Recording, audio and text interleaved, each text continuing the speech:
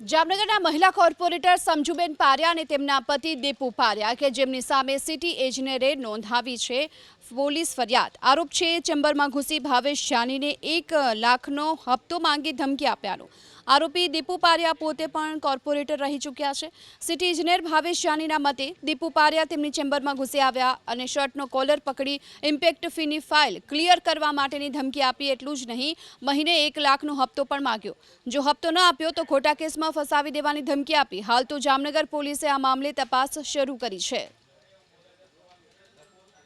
26 બપોરે 1:30 થી 2:30 વચ્ચે મને એસ્ટ્રોસિટીની ધમકી, એસ્ટ્રોસિટીમાં ફસાવી દેવાની ધમકી, પછી એના મિસિસ માથેભારા વ્યક્તિ છે।